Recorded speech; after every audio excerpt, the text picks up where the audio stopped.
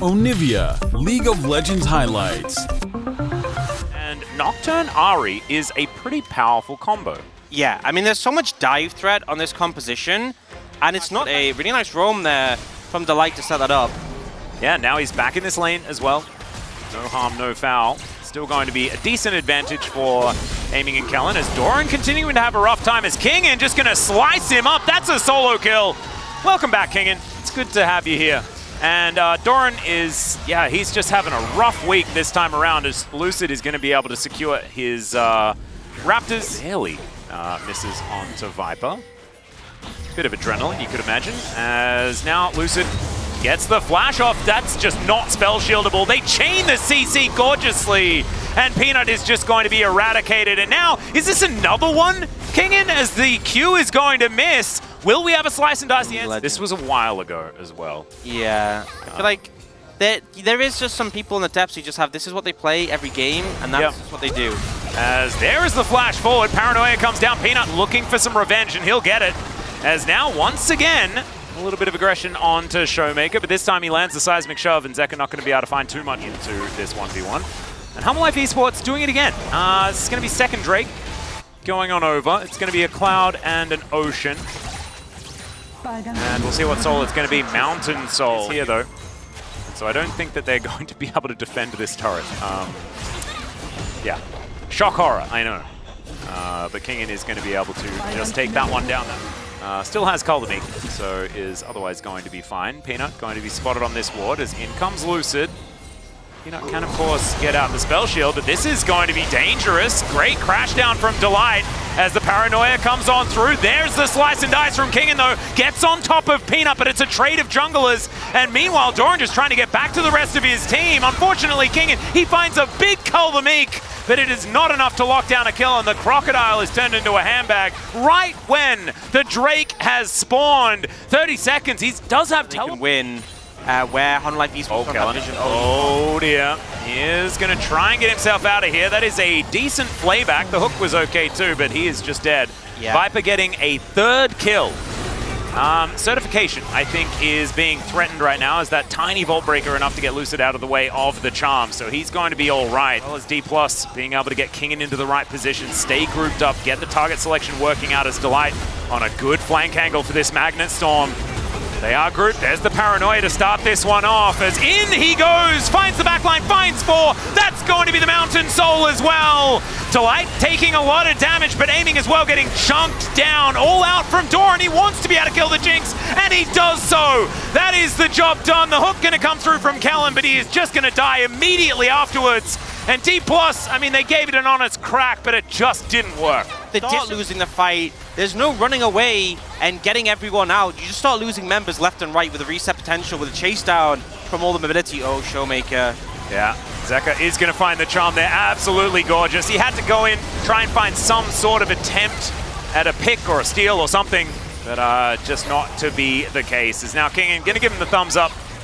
And he knows he's not going to be able to get in there. It is still going down pretty low as Lucid. Can he get the steal? The answer's no. Peanut blocks that one down. And now Kingen does find a huge Kuldamik, but I just don't know whether it's going to be enough. There's the first kill, though, for Aiming. There's Peanut taking a lot of damage. The zap connects onto Viper, and that will slow him down. But Doran is just a brick wall. And Zeka, he has not a lot of mana, but he still has enough to get himself over this wall. And Viper is going to help lock down Lucid. Aiming now trying to...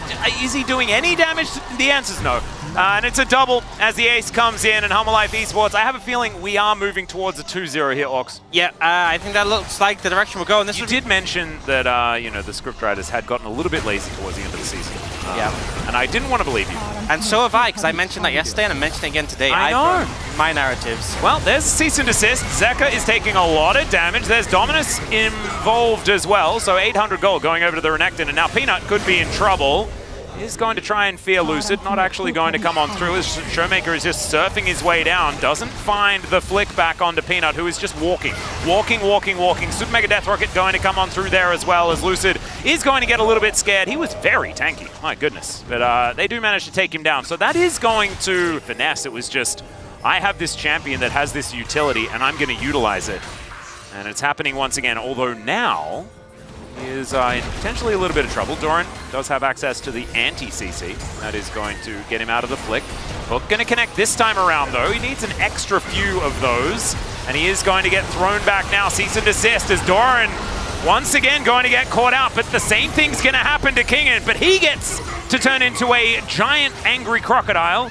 So it's just going to be the ultimate that he invests. And now, 4 versus 5 for this Elder fight. Hanwha Life Esports, I think they still need to try and go for something. Paranoia still up and available. And Viper is still absolutely terrifying. There's a Magnus Storm into the backline. As you can see, the Jinx is the main character of this one, but he is going to get feared. Peanut gets on top of him, and it's a 4v5, guys, and still Hanwha Life Esports are winning. Viper is going to take down Lucid, and it is an absolute disaster once again for Dplus Kia. This Elder is going to belong to Hanwha Life Esports, and Showmaker can only watch, and even then, he may have to do so from the Death Chamber, as Peanut looking to get his revenge after a thumbs up is thrown his way. Yeah, so well played. And even I want you to watch Kellen and the play he makes in the team fight itself. We weren't going to see it. No. But he did this fantastic play, disengaged Delight perfectly. Consistent to pick up all the parts of Exodia, but we do have them back-to-back in this one. Damage dealt even between both Zeker and Viper. Both of them having great games. And I think I might be if I was a voter, yeah, I might be a Boom Boom Damage voter. Yeah, could well be this game. Oh dear.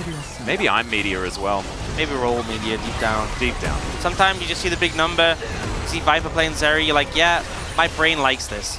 You see that? Yeah. No, my brain's like, yeah. And that was also pretty massive in that particular moment as, oh goodness, the Wrath of the Dragon coming on in here as Peanut is going to take down Kellen. There's the kill for Viper, who's looking for even more. Peanut grabbing himself a double in this fight at the same time as Delight is having a fun time throwing himself into the fountain. They'll take down these Nexus turrets. He just wanted to kill aiming one last time. He really did. Just being the cavalry as there's the flash on forward. It's a triple in the end, I believe, for Peanut. And Showmaker actually having a bit of a grin on his face at the end of that one. Nothing much more he could do.